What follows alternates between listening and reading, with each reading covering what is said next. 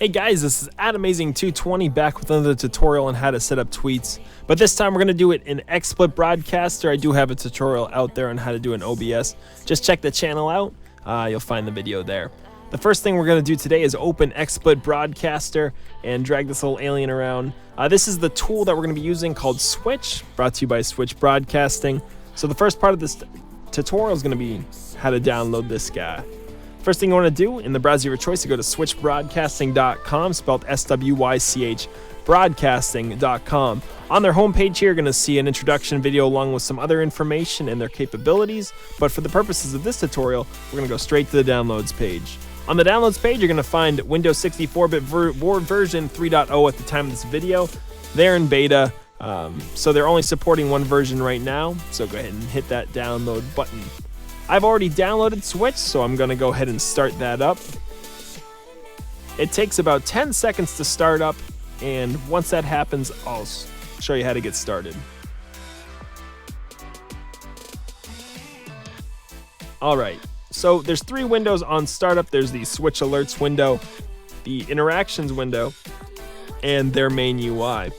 The Interactions window is where your tweets are going to show up, and the alert window is where a customizable GIF of your choice shows up every time you have a new notification or a new tweet. The first time you start up, you're going to have to authenticate to Twitter, so you can do so by hitting the Activate Twitter button here, and later on if you want to deactivate in the settings, there's a deactivate button and another activate button. For now we're going to hit the activate button here. It's going to launch the Twitter OAuth page. I'm going to go ahead and log in on another screen just so I don't accidentally post my credentials here. And I'll be right back.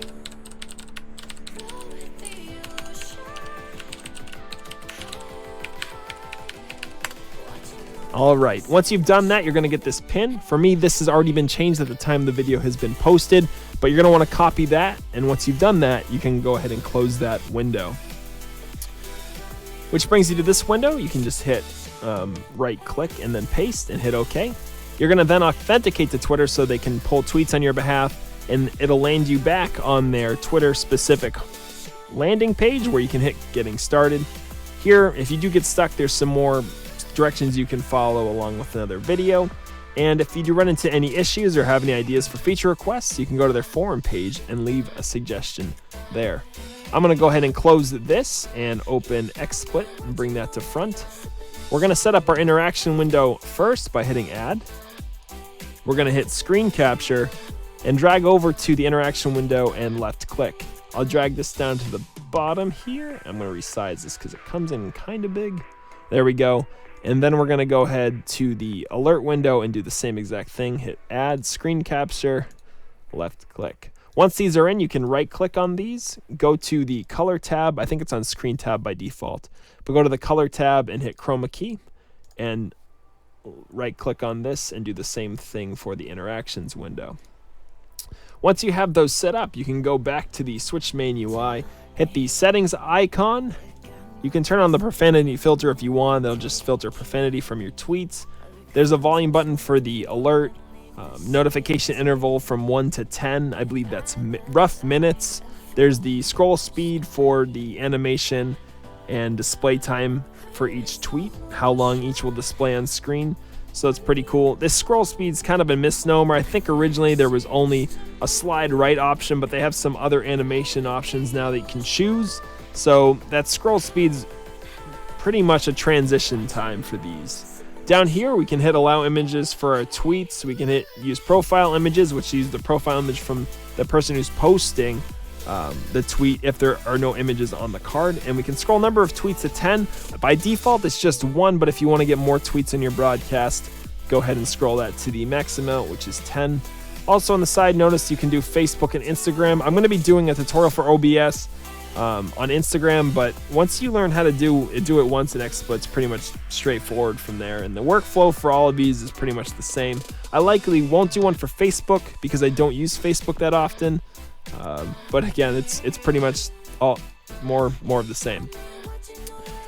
So you can see a scroll bar down at the bottom. The first time you set this up, it'll take probably about a minute to refresh because Twitter limits how much information you get from them. They probably added this scroll bar there. So that's there. Just know that you won't get tweets until that's reached the end after you've set up.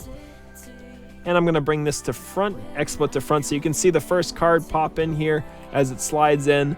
The new, you can see what's new with the new icon, and of course the GIF that comes in.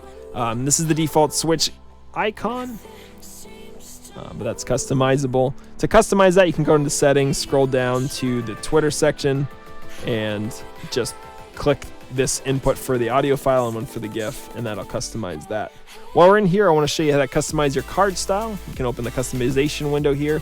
In here, you can kind of set your tweets of your community out from the rest of the crowd by customizing that in a bunch of different ways. You can hit text color, background colors, and how your images are going to show up. You can have these small little circles.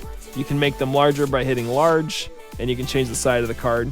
Kind of neat stuff. And if you hate the way these look at the end of the day, you can always just click reset and click back to exit.